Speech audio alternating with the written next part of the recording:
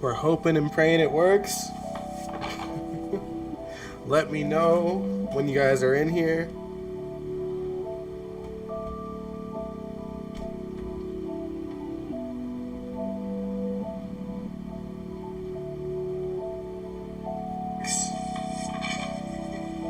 Let me know when you guys are in here.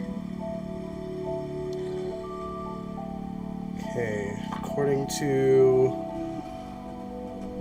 me watching the live stream, it works, I think. If it's out of sorts, I'm sorry, but this is, I think, the best I can do for now. So, I don't know, I think, hold on, is this good? Are we good?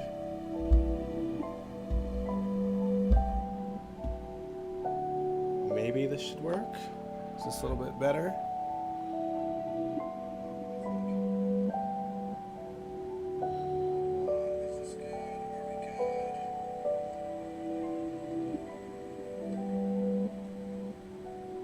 Maybe this should work. Is this a little bit better?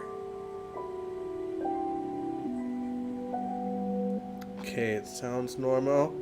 I just gotta wait for the rest of y'all.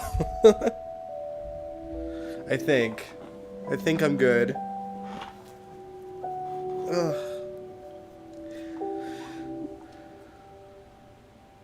Hopefully y'all can find the live stream again.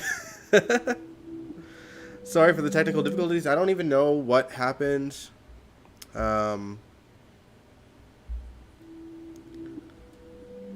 It's, for whatever reason, it was disabled in whatever setting I had all of a sudden. And I couldn't figure it out until I reset everything. Hey, Jacarius. Can you hear me? I hope so. So bizarre.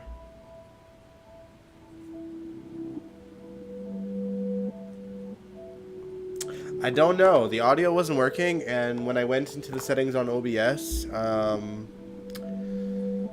it was disabled, and I couldn't enable it. So, yeah. So I just kind of put it to a different setting, and now we can hear me, apparently, so that's good.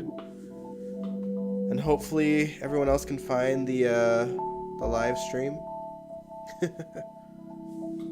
Because I got a lot to say about GH, so I'm stoked to talk to you guys about it.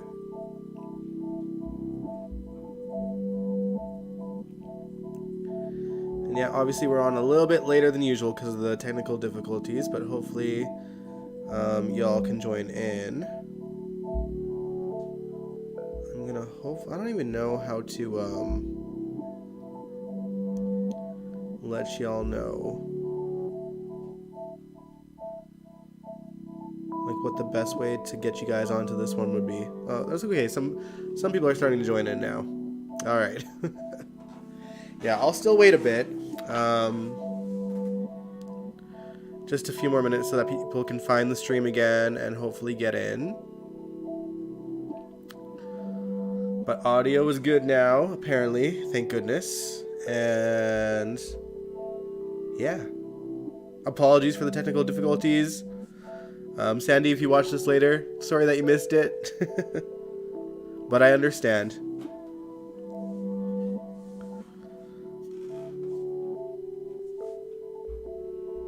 All right.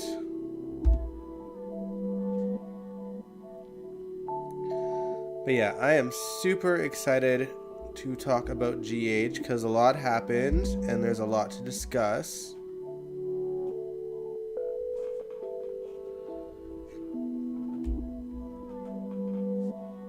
And yeah, I'll probably wait about 2 more minutes and then I'll just start talking about it just because I don't know if anyone's going to be able to find it. I can see it when I go to the YouTube page that it's showing that it's live, which is good. But yeah. Rough start. Sorry, guys.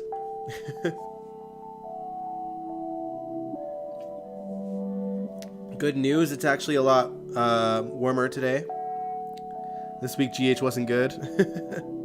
it had its ups and downs for sure. Some things annoyed me, some things didn't. Some things I found entertaining.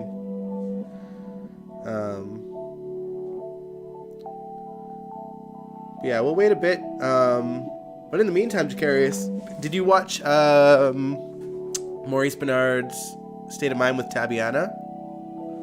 It was a good interview, shorter than his usual interviews, but I think he was left speechless by the end. Just with Tabiana kind of sharing her experience of what she's gone through on GH, and Tabiana has such good manners, y'all.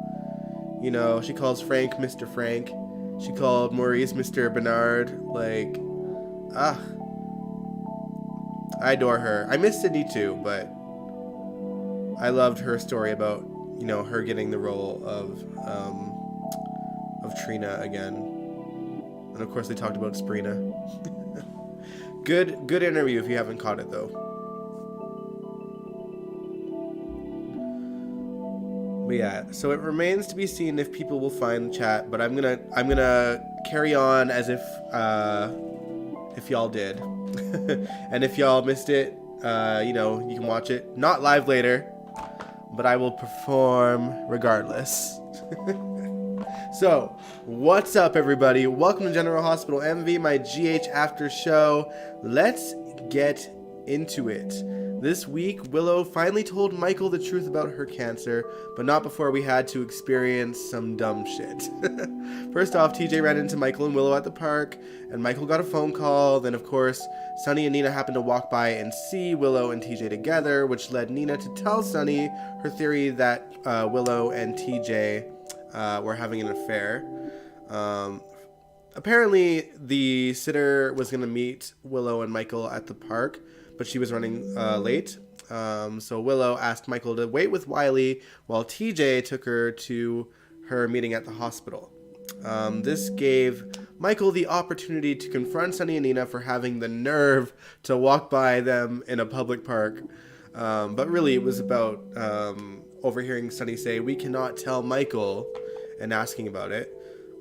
Sunny then gets a phone call and walks away, which gave Nina the opportunity to accidentally tell Michael about Willow and TJ's affair, which of course Michael didn't believe. He was like, Willow would never cheat. And Nina clapped back with, "She cheated on Chase with you." And I almost never root for Nina. You guys know this, but I found it so hilarious. Like, I had to be like Team Nina on that one, because I'm like, yep, she sure did cheat on Chase over and over.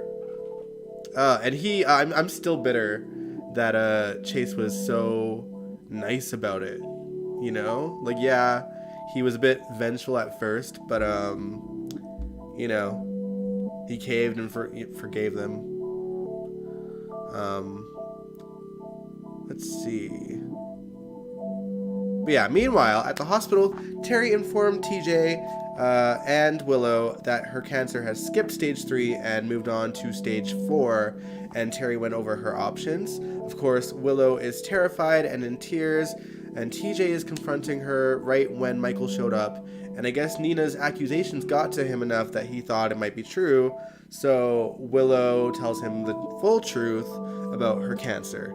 One of the options for her is bone marrow transplant, of course, and Terry put her on the donor list. But obviously, the best donor would be someone that's related to her, whoever that may be.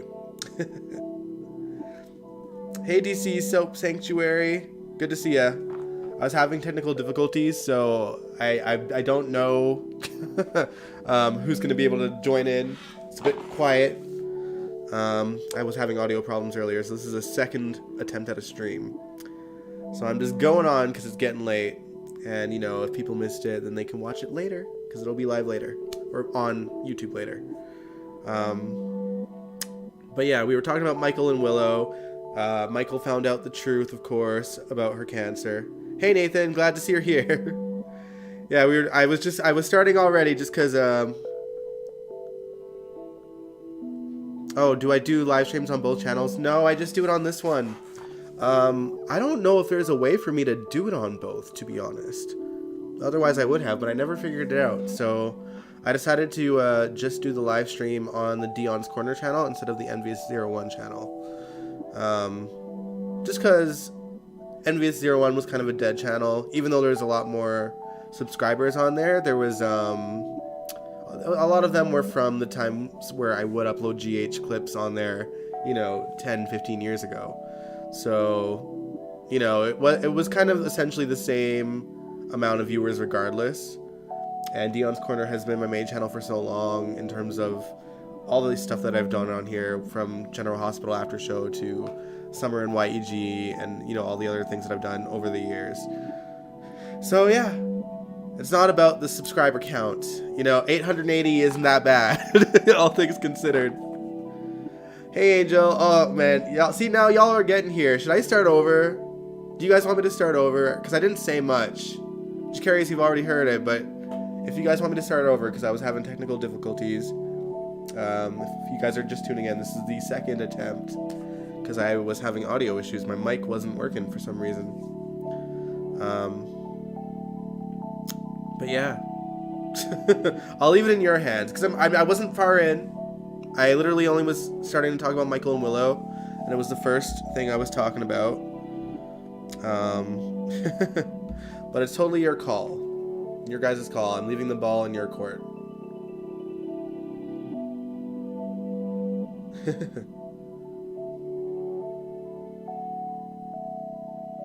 Exactly, DC.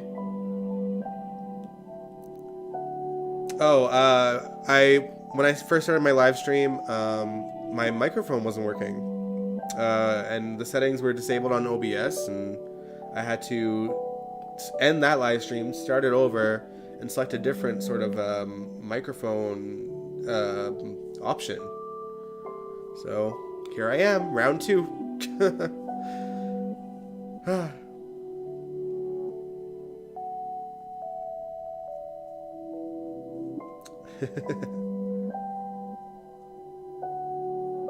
Oh man, good to see you on here, Angel.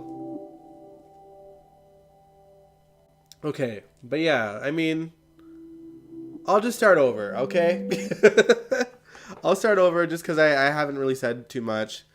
Sorry, Jacarius, you can tune out for like the 2 minutes that I talked. Oh, so with Steve Burton going to Days, it begs the question, do you think there is still a story for Jason on GH? There will be if he decides to come back. I don't think they're gonna try to recast him again. I really don't. I think they learned their lesson with Billy Miller, and I don't think that they want to try to have another roundabout way to bring Steve Burton back should he decide to play Jason again. Although, I guess I don't think that they're going to recast Jason. But if they did, I hope that they don't, make it, he's in a car crash, gets plastic surgery. But I hope they don't do that. Let's just, if they're going to recast Jason, which again I doubt, let's not do that. Just make it seem like he is Jason, so that if Steve decides to come back, we don't have to tell some cockamamie story about how there's suddenly 2 Jasons, okay? But yeah, we don't, I don't see the need for Jason, to be honest. And GH is still continuing on without him. Carly's, kind of in this relationship or situationship with Drew. Sonny's moved on. He's got a new enforcer in Dex for now, even though he's, kind of undercover for Michael. Yeah, I don't see Frank Valentini deciding to recast Jason. It's not necessary. We don't need Tale of Two Jasons Part 2. But yeah, no, I'm good without Jason. I think Steve Burton had the right to get a new job. He's got to keep working, and they only really lifted the Disney mandate a few days ago.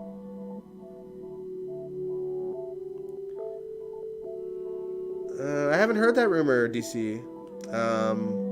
But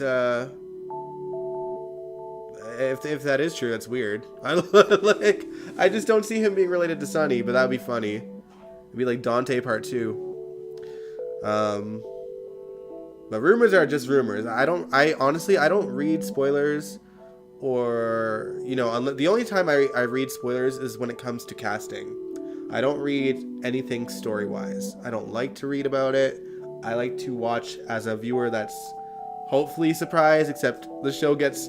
Because, the show is pretty predictable on its best day.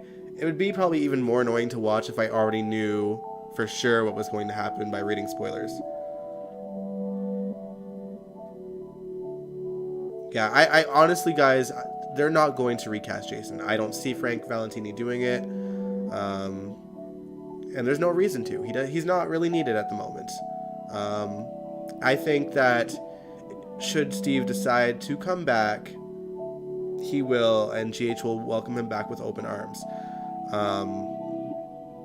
But he got a job at Days, and again, the mandate was only lifted last week, and I'm sure the Days thing has been in motion for a few weeks, if not, a couple months by now, since he was already on the spinoff.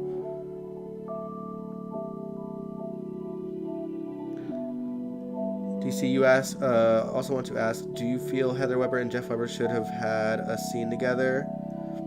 Oh, they're bound to. They're for sure going to. They didn't bring Heather Weber and Jeff Weber back at the same time for them not to cross paths at least once. We know that, since they've casted the parents, they obviously have plans to bring them back to Port Charles. I think,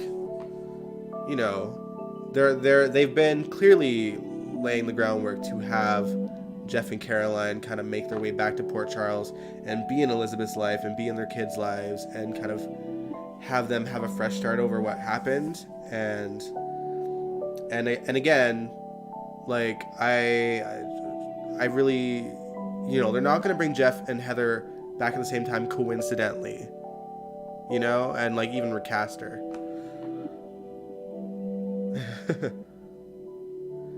Oh, when Heather escaped from prison van, figured Heather was going to end up at his house. She'd have to walk a far way, I mean, technically speaking, Jeff is still out in California. For now.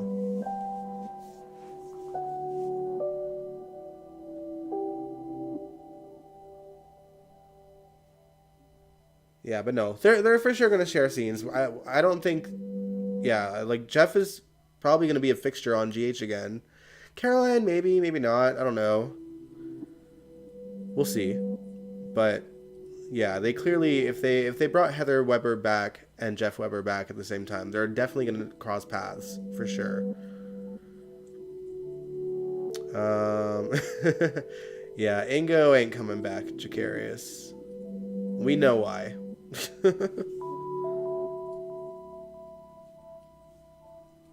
Yeah, no, there's definitely plans for them to cross paths again, for sure. But yeah, I will start. Well, let's review this soap. Let's get it started, because we're so late now.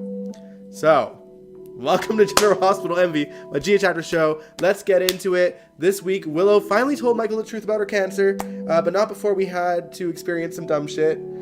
First off, TJ ran into Michael and Willow at the park, and Michael got a phone call, and then, of course, that's when Sunny and Nina happened to walk by, which led Nina to tell Sunny her theory that Willow and TJ were having an affair. Apparently, the sitter that was going to meet them at the park to meet up with Wiley was running late, so Willow asked Michael to wait with Wiley and for TJ to take her to the hospital. This gave Michael an opportunity to confront Sunny and Nina for having the nerve to walk by in the public park. But really it's because Sunny said that we can't tell Michael, and Michael overheard that. And then Sunny got a phone call and walked away, which gave Nina the opportunity to accidentally tell Michael about Willow and TJ's affair, which of course Michael didn't believe. He was like, Willow wouldn't cheat. And Nina clapped back with, she cheated on Chase with you. And I said this earlier, I'm never team Nina typically, but I was in that moment, because like, she ain't wrong. Willow ain't no wallflower. But yeah,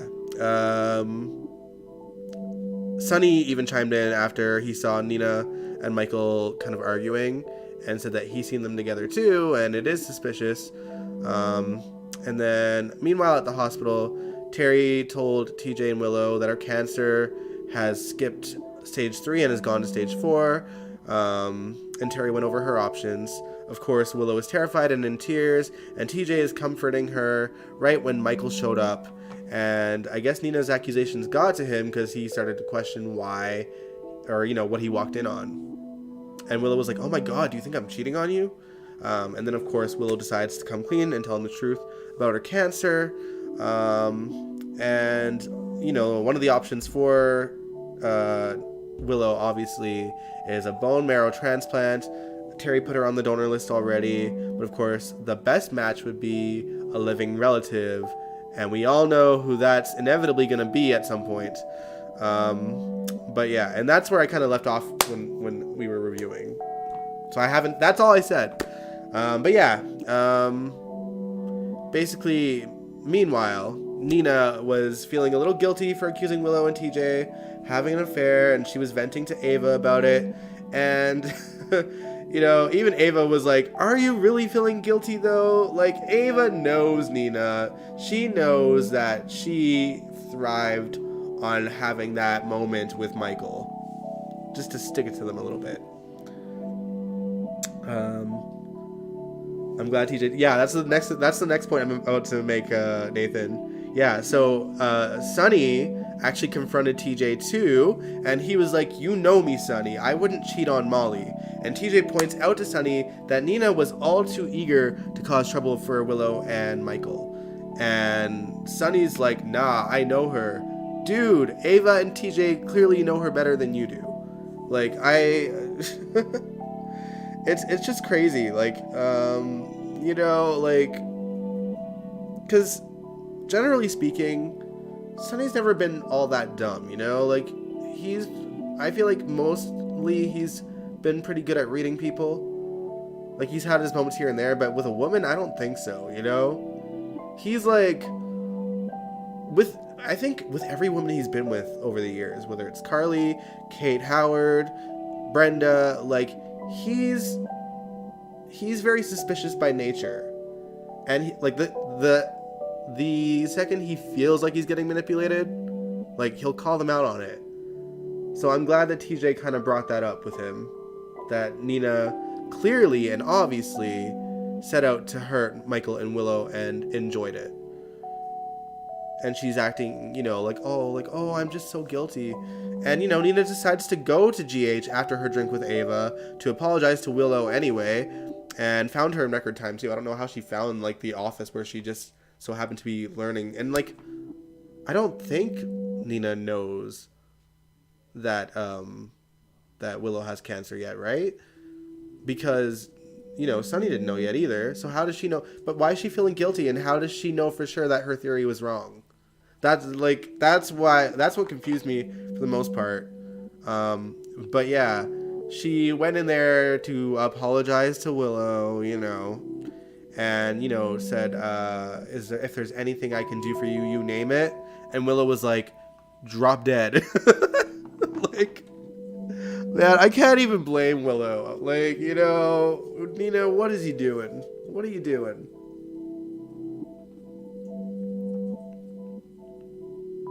Sonny and Nina are acting like men and women can't be friends, only friends. For real.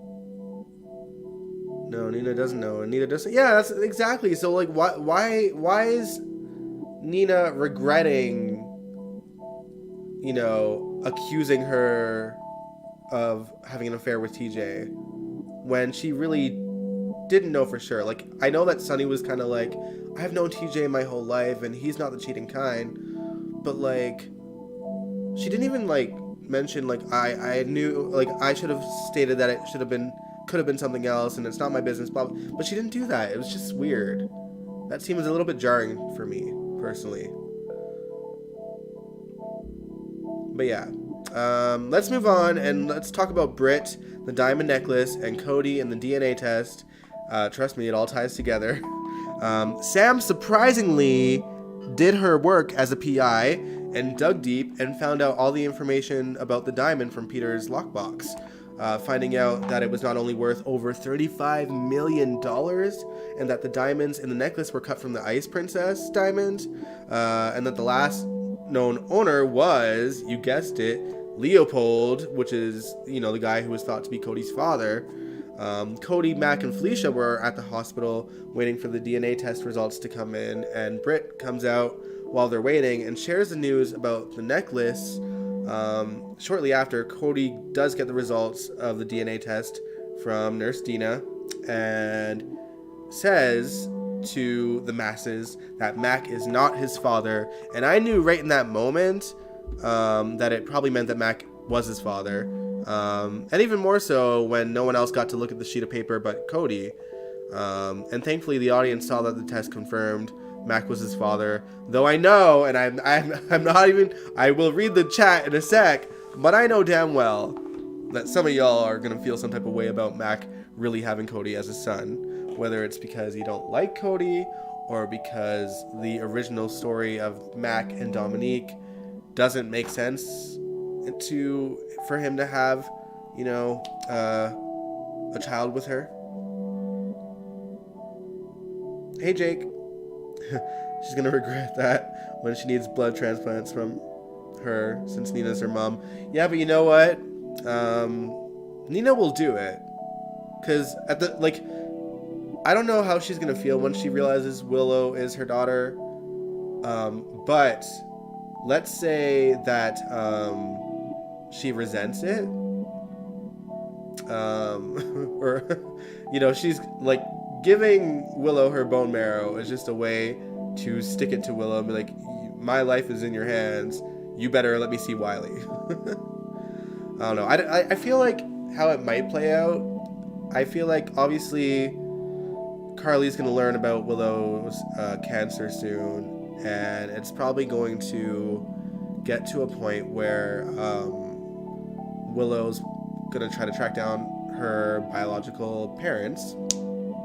And I think Carly is going to somehow convince Nina to get tested without revealing that Nina is her mom. That's my theory. Nathan, you said, even though we didn't see Sam do the work, I'll take Sam being in scenes with Britt for the explanation. Still wish he did more. Yeah, at least she did her work, unlike with Spencer. She just gave up on that notion. I don't even know. Trying to track down Maggie, and she didn't even bother to do it. But let's see. But yeah, anyway, so obviously Cody decided to keep it under wraps that Mac is in fact his father, probably because he wants to get his hands on that $35 million, because he probably has more of a right for it, thinking that he's Leopold's son. And of course, if he's Mac's son, he doesn't have any claim to it. So he's just in it for the money. But clearly he does seem to want to get to know Mac, knowing that he is his father, and tries to be like, well, I still want to be friends. Everyone seems to like you, and I could use friends in this town. And Mac agreed to that. But yeah, he's not going to be able to keep this a secret forever. He's going to have to choose between money and a family. But back to Britt, though, because her Huntington's disease, as you guys can see, is starting to rear its head again. And I'm assuming that it has to do with Kelly likely taking a leave of absence for her new role. I don't believe that she's quitting the show cold stop. I think she's just probably going to be on break for a bit.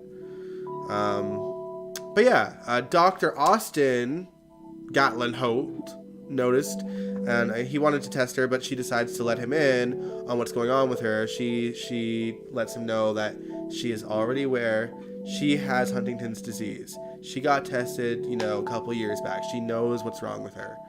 But he points out that there are ways to kind of simmer the symptoms. And she's been too stubborn to do it, I guess, because life's short and she just wants to live while she can without having to deal with the inconvenience of getting help for it. So it's so confusing. I guess she feels like, the death part is inevitable with this disease. But like, mind you, Faison lived a whole damn life and he didn't even die of the disease either. Faison was up there in age. I sure hope Kelly doesn't leave for good. Yeah, I hope not either. I adore her as a human being, first of all, and as an actress too, and as Brit. So I don't want her to go permanently, and I don't think that she will. But I couldn't help but notice, just on her Instagram, that she was talking about all these changes that she's been going through, and she's enjoying this kind of new chapter. So, I'll be happy for her with whatever she chooses. But I'll be really sad if she decides to leave GH for good. But I will watch her career straight up, I watched her in that David Guetta video all the way back then, in the music video. And not that I followed her career ever since. It just so happens that she ended up on GH, and I've enjoyed her on the show. And I will enjoy her in any other role she takes on. But I hope that she comes back as Brit. It's okay, Nathan. You're allowed to have that opinion. But yeah, in terms of that Ice Princess diamond necklace, Victor has his eyes on it too. Clearly he has found out that it is the Ice Princess that's attached to the necklace, which means he's going to try like hell to get his hands on it and get whatever plan he's been talking about for the last year and a half rolling. Get that plan in motion. And it better happen soon, because I'm over him talking about it and not really explaining what's gonna go down. I'm assuming he's gonna try to control the weather himself in time for the GH 60th anniversary. And I don't hate the concept of that story, but at the same time, this ain't the 80s. Like, I don't think people are going to enjoy a redux of the Ice Princess story, because it was so far-fetched back then. But back then, like, GH could get away with it. It was the 80s. Things were larger than life. Now there's a lot more realism on the show. I don't think, we're, even as an audience, we see certain things that just annoy us, that just aren't realistic. And it's like little mundane things, And, if they're going to control the weather again on GH, that I feel like the part of the audience that, appreciates realism in soaps isn't going to enjoy that. I'll take it for what it is myself, because, I'll just kind of see it as a nostalgic ride to celebrate 60 years of GH. And, like, selfishly, it's also that we see that one blip of, like, weather issues in February that hasn't been addressed since on GH. So, like, let's get back to that. That's my opinion. Brit grew on you, Angel. Yeah, I used to hate Brit.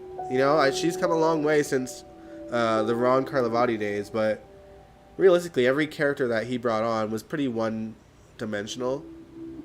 And I feel like these last set of writers actually really fleshed out the character quite well. That's to these current writers' credits. I think that they've done a wonderful job with Brit. All right, but yeah, let's talk more about Victor. Let's talk about how Laura got one up on him this week, because Victor is upset when he sees that Laura is back in town, especially when she states that she brought Charlotte and Valentine with her. And she was sticking to him hard, like just kind of like bragging about it. Like, oh yeah, I'd do anything to protect my family. And Charlotte really wanted to come home. But yeah, I love that Laura is the only person that seems capable of getting the jump on Victor. So I'm glad that she's back in town.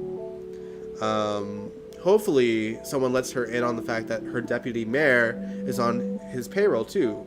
Eileen was threatening to remove Robert as DA when she gets wind of the fact that he's trying to use his connections to help Anna, which of course she probably learned because Holly told Victor and Victor told Eileen.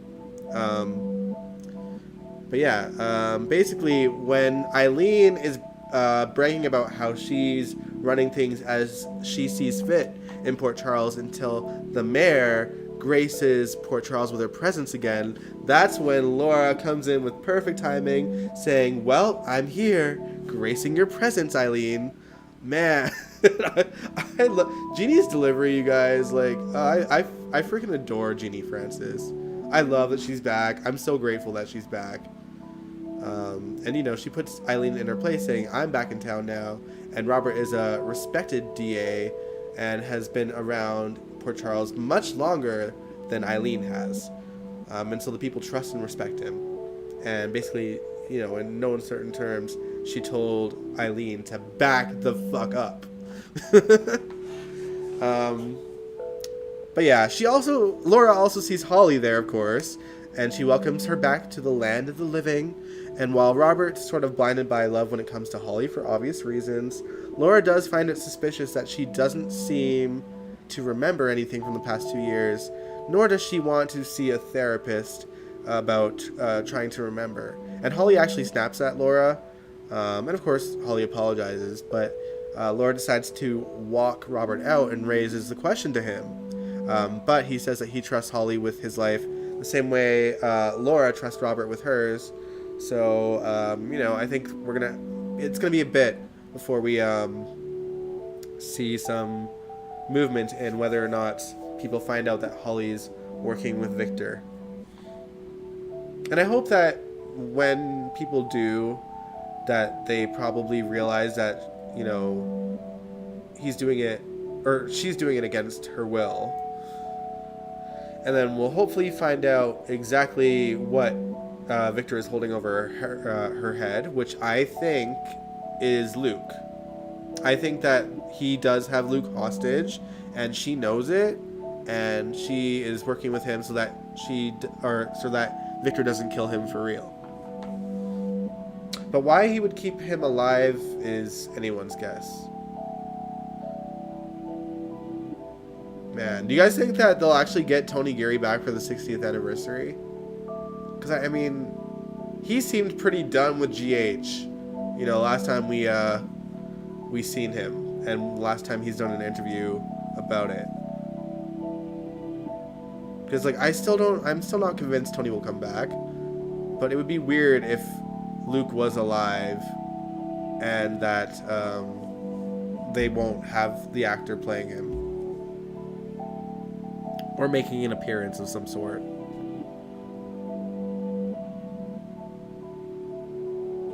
Alright, but let's talk about Anna now, since we're kind of on the subject anyway.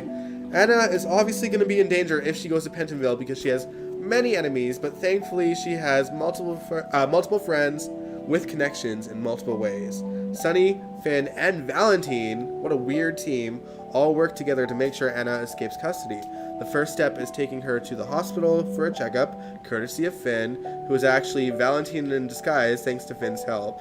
And then the second step is replacing the driver of the van that will escort her to prison, and they replace him with Dex, courtesy of Sunny. Unfortunately, their plan hits a snag because Heather now has to be transferred in the same van with Anna and another guard, and technically Anna's stop would have been first before Heather's. So during the drive, when Dex passes Pentonville to drop Heather off instead of Anna first, it makes the guard suspicious, and he goes after Dex with a gun, and they get into a crash.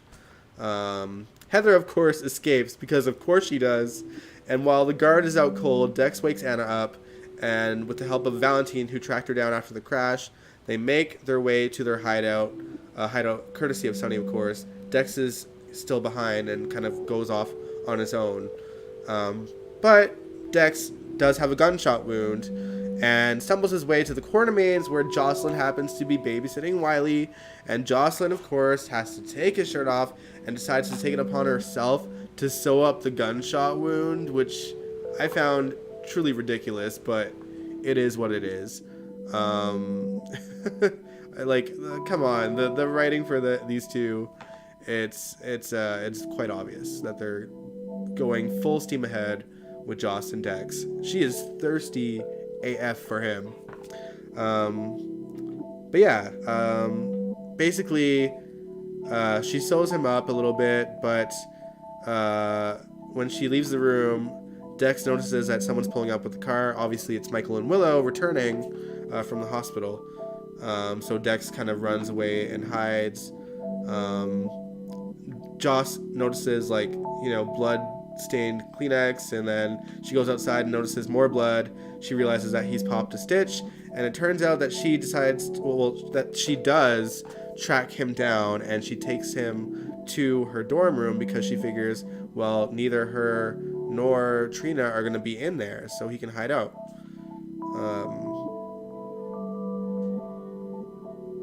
Wouldn't press my luck about getting Tony back. Yeah, I'm not hopeful, honestly, Angel. Cameron deserves better than thirsty Joss. Yes, he does, Nathan. I agree. I feel damn sorry for Cameron. Oh, man. But yeah, so Jocelyn kind of coops him up into the dorm room. But obviously her friends in the dorm weren't given the memo that Jocelyn and Trina aren't staying in it. And Jocelyn has to come up with an excuse as to why they're not in their dorm room. I don't know if they just don't want them to know that there's a killer after them. But Jocelyn basically comes up with this story, not only to her friends in the dorm, but to Trina as well, that there's bed bugs in her room, and they're going to fumigate it. And she called Trina and told her that. And I don't think Trina bought it, but, it is what it is. Maurice Bernard's son makes an appearance as his character again. I think his name is Adam, right, guys? And, he's just, like, asking, like, oh, okay, what do I have to do to make sure that there's no bed bugs in my room? Or, like, how do I check? Listen, it's not that he's a bad actor, because he's not. He's a good actor. There is so little purpose to this character. And you can tell that they're just doing this as a favor for Maurice, just to get him, like, started, which, connections and such, but it's, like, just knowing that, it's just a little bit cringe,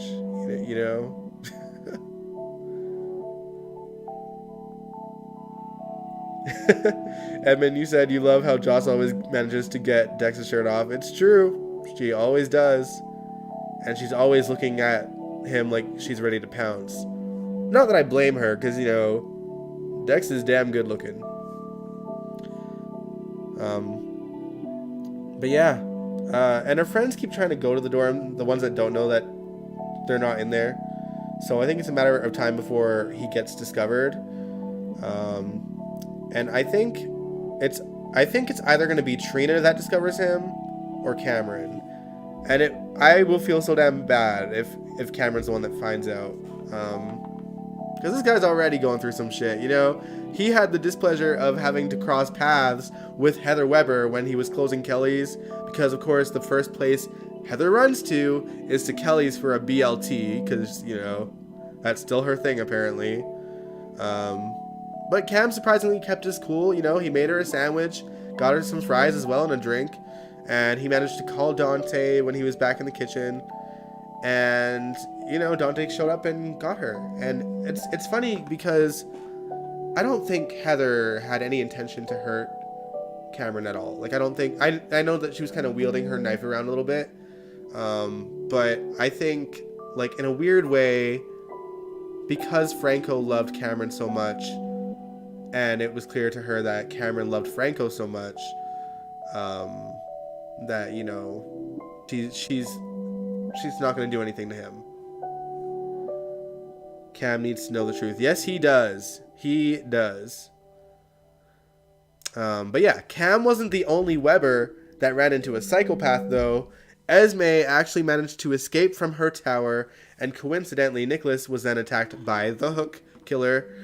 He didn't get stabbed, though, and the Hook itself was left behind, and he noticed it was a Hook from the stables in Windermere. But I don't think that Esme is really the killer still. I'm not convinced. I think it's too obvious. And I think that she just kind of dressed up as the killer because she knows that he thinks that she is, just to spook him a little bit. Yeah, that's my theory anyway. And we talked about this Wednesday as well.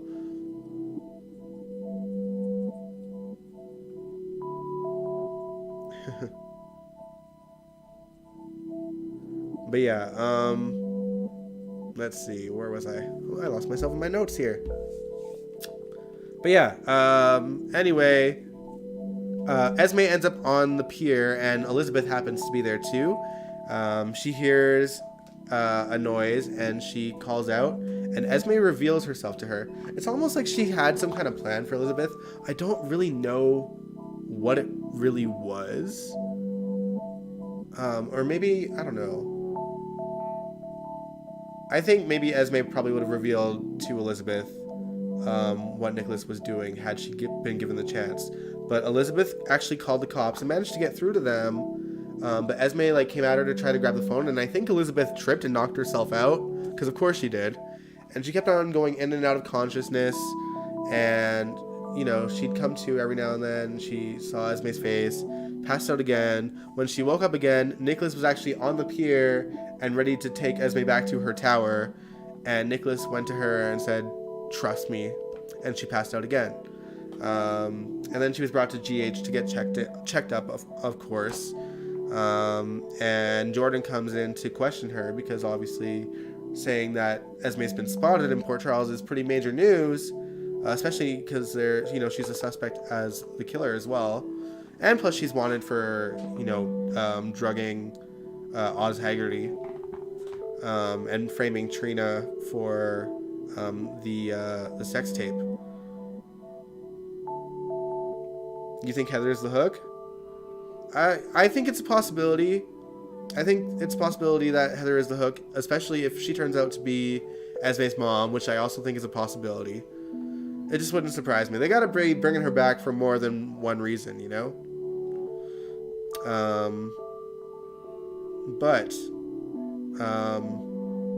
But yeah, so Elizabeth goes over her statement with Jordan, but I don't know if she realized at the time that she was telling Jordan the story that Nicholas was the other person that was there.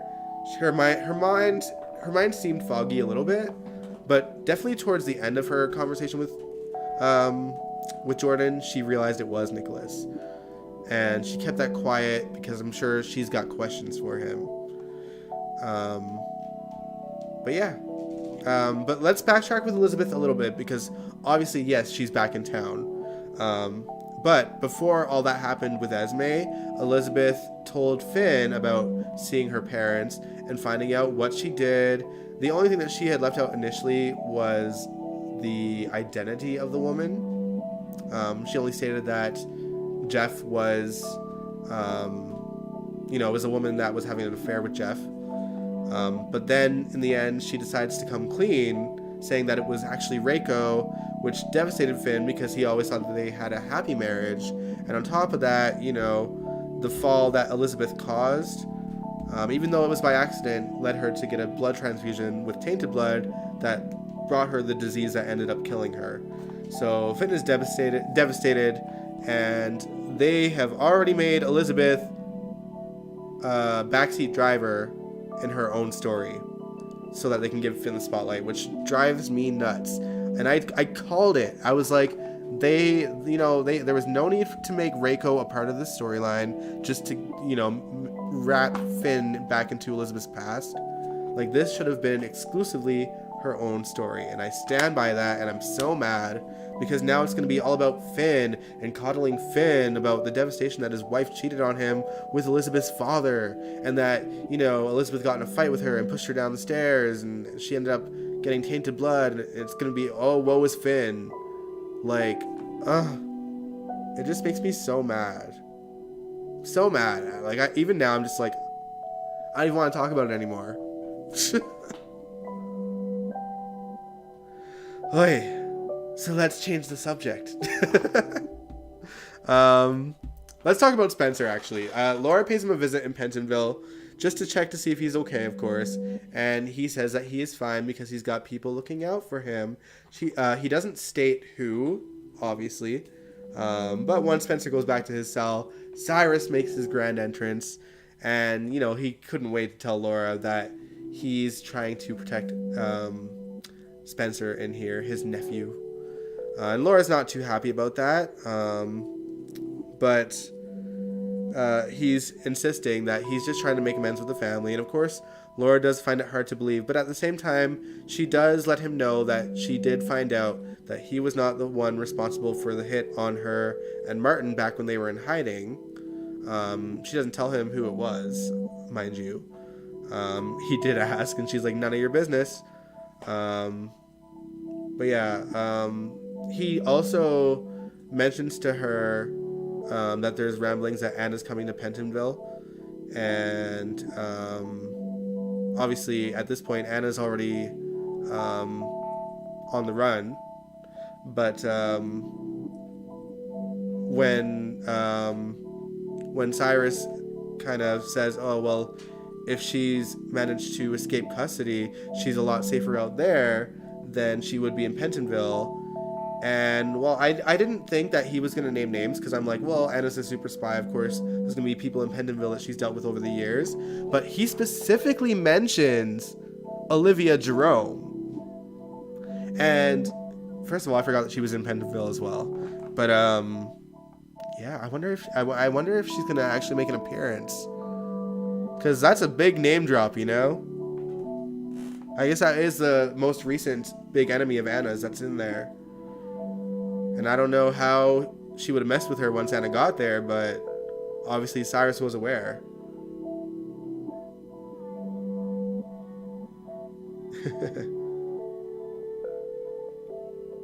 Oh yeah, you'd rather Liz have a Liz story than a Finn story. Yeah, this should be Liz's story. Cyrus and Laura's scenes are always on fire. Yeah, honestly, I love the camaraderie that Laura and Cyrus and Martin all have with each other. Those are three fantastic actors doing what they do best, and when they're in a scene together, it is amazing. So I'm looking forward to like the three of them reuniting. So hopefully Martin gets some more scenes in the future. Oh, I guess Olivia Jerome was transported somewhere outside of PC. I would love it if she comes back to the show. I mean, yeah, I mean, it's any character from GH's glory days that can come back, I'd enjoy. Even Olivia Jerome, even though she was batshit crazy. I do think that they overdid it with her last return, how she thought that she could bring Duke back to life by doing some weird, I don't know, like black magic shit with Griffin. Like, I know that Olivia was crazy, but that seemed a little much, even for Olivia. But yeah, on top of that though, there's a new federal agent that has made it his mission to track down Anna, and I'm sure he's on Victor's payroll. And he's got his heart currently set on tracking down Valentine, who's kind of been staying with Anna in the hideout that Sunny provided for them. And Sunny did go and give them an update. And Valentine realizes that he can't stay with her because his absence is going to be noticeable. If he's just not in town, and they're going to assume that Valentine is connected to her escape.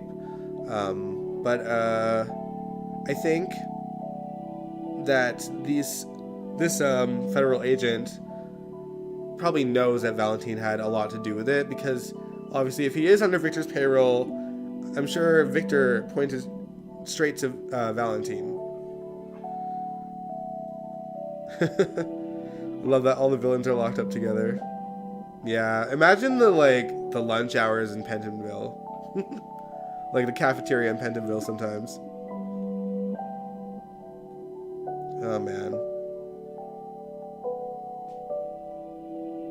But let's get back to Pentonville, because once Laura left Cyrus, Spencer gets another visitor, and it's Trina. Cameron had convinced her to go there once he let her know that he and Joss paid him a visit. But will she finally spill the beans about her feelings for him? I bet Spencer hopes so.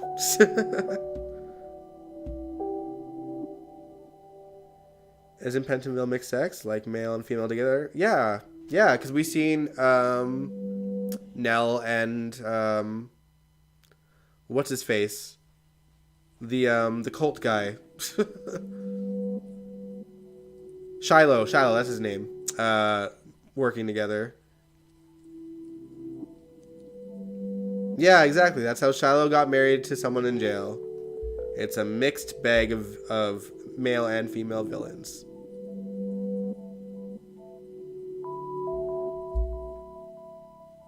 But yeah, that was GH in a nutshell, guys. Thanks for riding out this messy live stream with me today. I think most of y'all missed the chaos, but I'm glad that y'all got here for the real live stream. I think I don't even know. I must have done something to OBS unknowingly. And then also, like, if you guys did tune into like the live stream, the first live stream right at the start, I was still like watching YouTube videos of like a gameplay.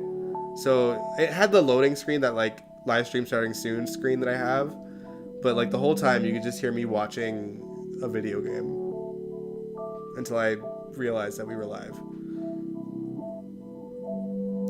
Feel so badly for Rory and Cam. Yeah, it's true. I mean, I feel less sorry for Rory because I'm suspicious of him. I think there's something not right.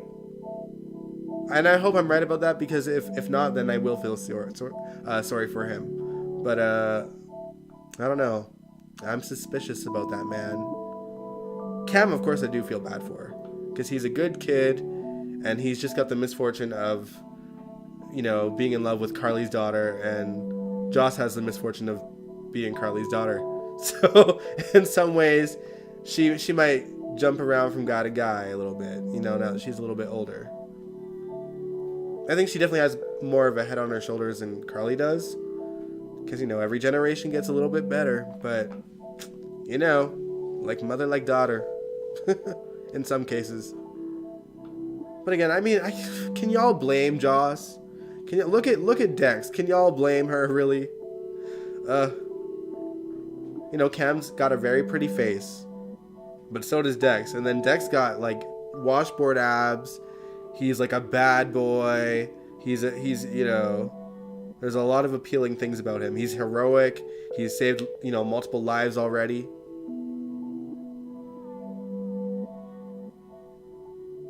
Oh, you think Rory is Reiko's child? I guess we got... When did Reiko actually die? It would have been 25 years ago, right?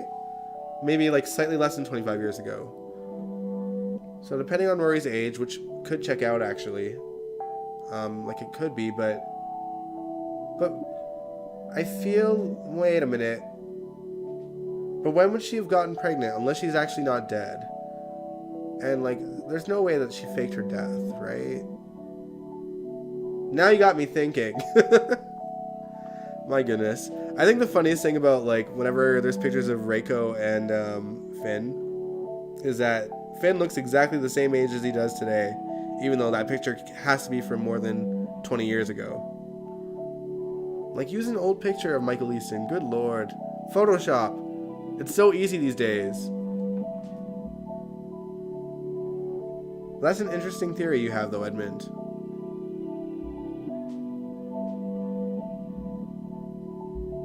But yeah, that was GH in a nutshell.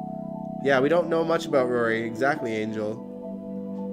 He's one of the characters that's not getting a whole lot of screen time. And not being fleshed out even slightly. Like, you know, when Rory and Trina started to officially date, and he was like, you know, I don't think there's certain things that you will like about me. Like, I thought we were going to get the character fleshed out a bit more, and the only thing that we've learned is that he's a bit of a nerd and likes to go to comic conventions.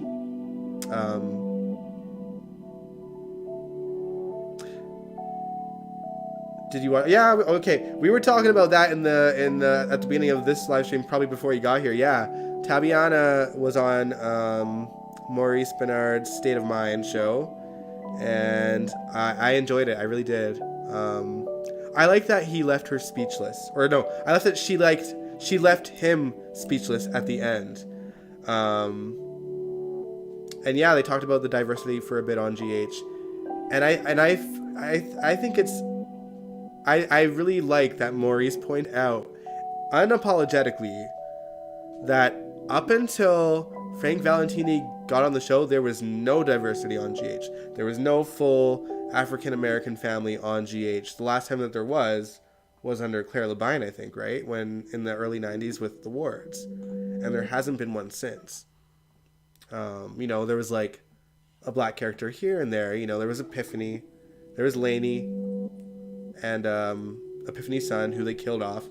Lainey disappeared without a word. Michael Child with who? Oh man, imagine if it's Jeff Weber. Lord, let's not tangle more people into Liz's story, okay? We don't need Liz to have an unknown brother.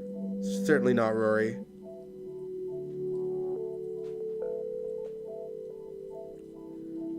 But yeah, it's true. Like I know that some of y'all like don't like Jordan, or like the stories that are told with Jordan and Curtis and Trina and Portia and Marshall and Stella, and TJ.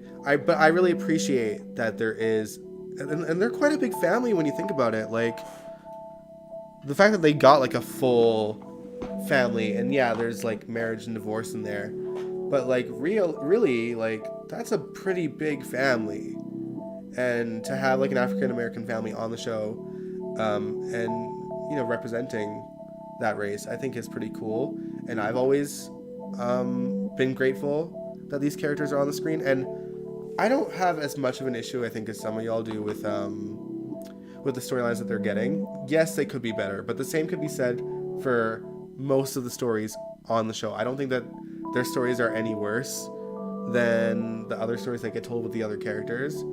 I think they're all equally bad at times. Like I think Curtis is a great character. I think TJ is a great character. I think Stella is too. Jordan, I kind of waver with every now and then. I feel like, this is a character that's been recast 3 times. It's really hard to keep a character consistent when they're always changing the actors.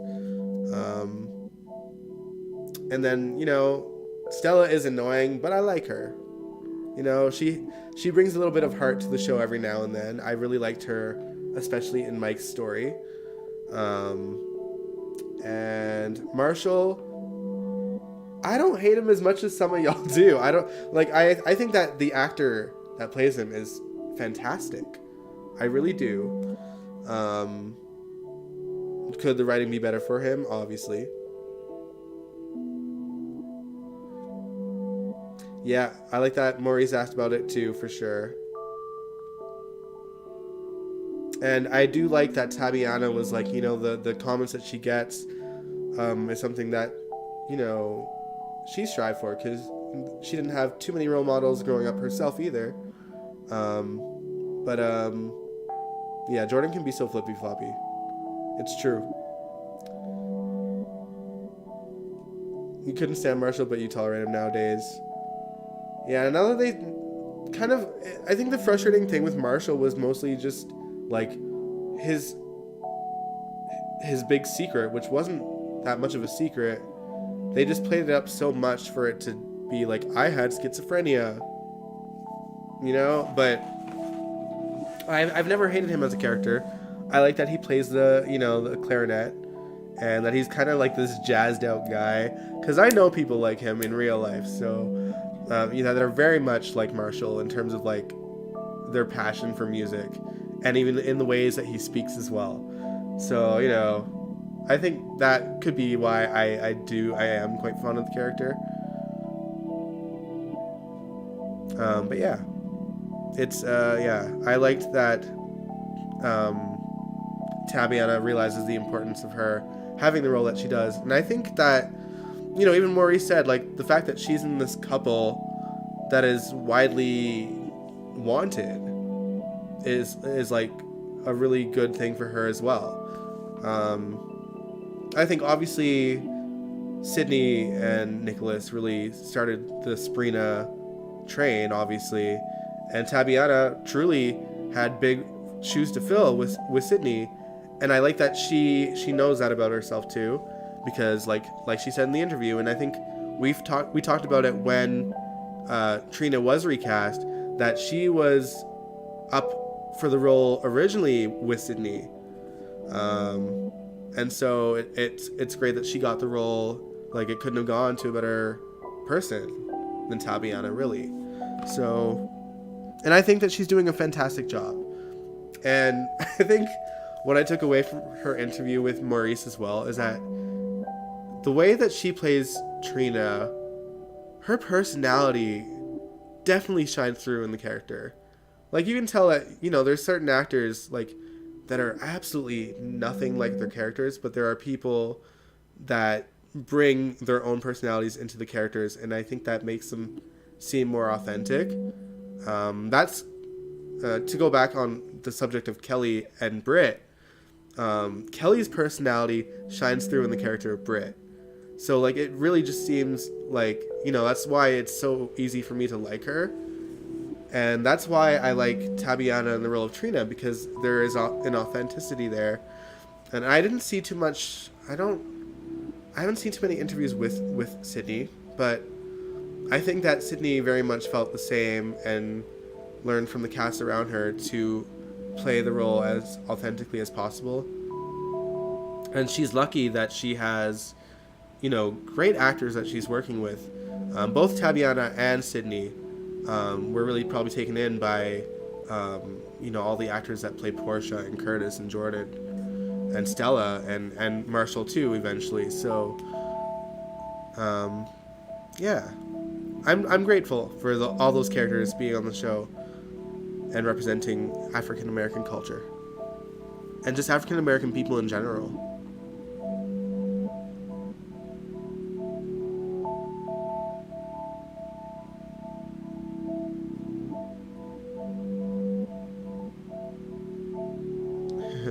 All right, good night, Ruth. We're almost wrapped up anyway. Have a good night.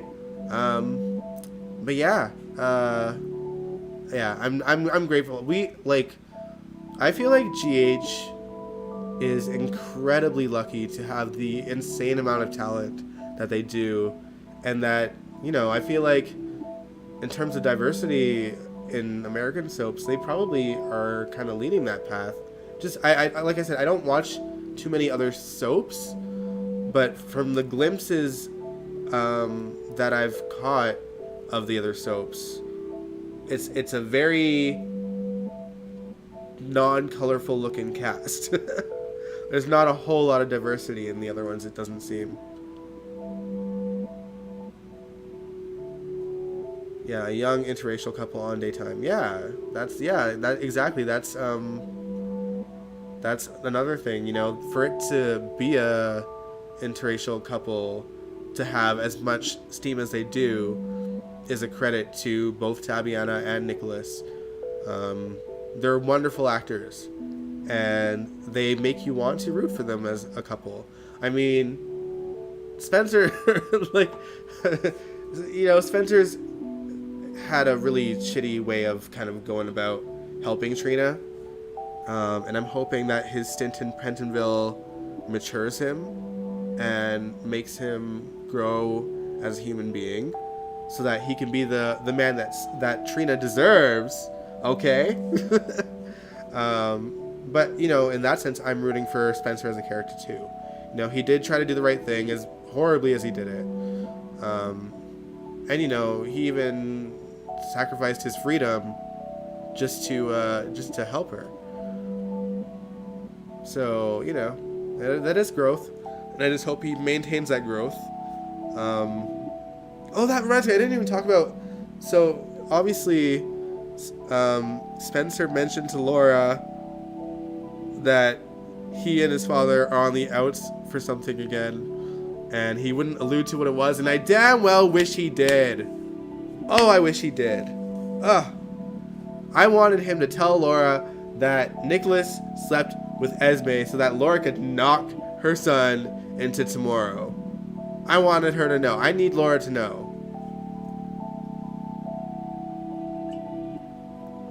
And, like, it would have been nice because, obviously, I think that did that conversation with Spencer happen before she visited Nicholas? I can't remember now. Because if it didn't, like, I think if the conversation with Spencer happened afterwards, Nicholas at least told Laura that she cheated on Ava with a woman who is no longer a part of the picture. But when she finds out that it's actually Esme, oh my god, I can't even imagine. Spencer and Trina remind me of Nicholas and Gia Part 2. You know, I didn't see too much of them. I did see some storylines with them involved in it, but I didn't really see them. I didn't see, like, the origins of their romance and how it flourished, how they met, like, all this other stuff. Like, I don't know much about how they got together. I've only seen them in scenes here and there. And they were a cute couple. And I do hope that they bring Gia back at some point, whether it's a recast or not. I think it would just be entertaining to see Nicholas and Gia sort of come with the like grasp that, you know, two of their relatives, you know, his son and her niece, are together and just kind of like reminisce on their relationship when they were teenagers. I also want to see, like, how Taggart would react if if Spencer and Trina got together. I think that'd be funny.